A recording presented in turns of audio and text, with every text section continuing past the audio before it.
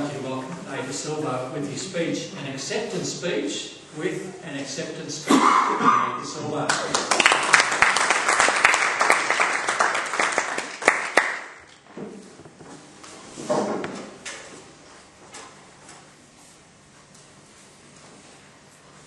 So you may be wondering, what in the world am I doing up here right now?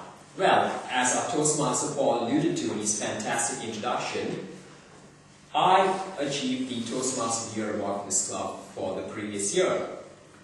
And at the time, I wasn't able to give a proper acceptance speech, so to speak, due to time constraints, and to be perfectly honest, I didn't really have anything planned to say at the time. But I thought I would try and do the award a bit more justice with a proper acceptance speech.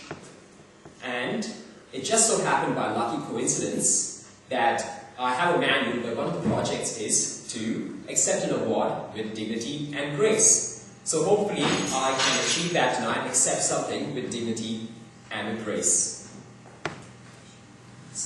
Now the idea of the speech was to speak for 5 to 7 minutes.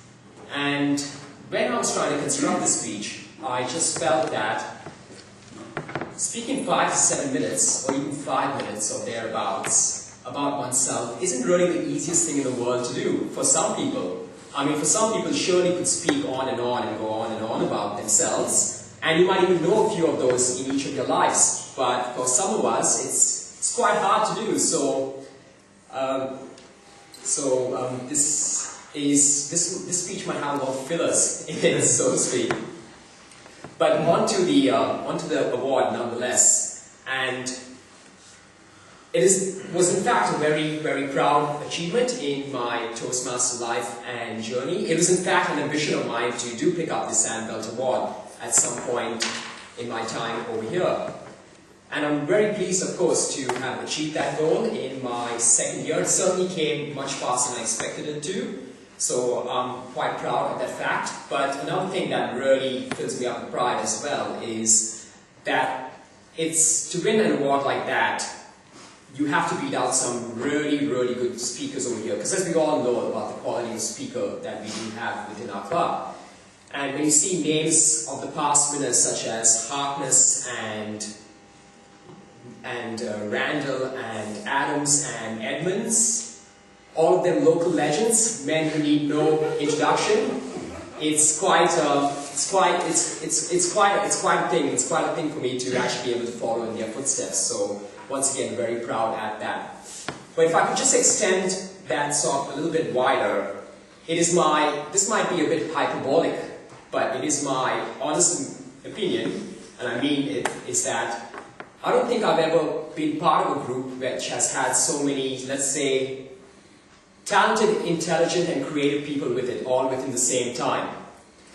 And that's a great, great thing, I feel, for myself, because as a result of that, I feel that I'm always constantly being pushed onwards and onwards to actually try and better myself so I don't get stuck. Because if you stay stuck, you're kind of moving backwards, aren't you, if you stay still. So I'm always having to push myself, always having to move forwards, always trying to have to improve myself as well. And that's purely due to the quality of, let's say, not so much competition, but quality of peers helping me along the way. I would just like to take you guys back to my first meeting over here, which was in November 2012, if memory serves me right.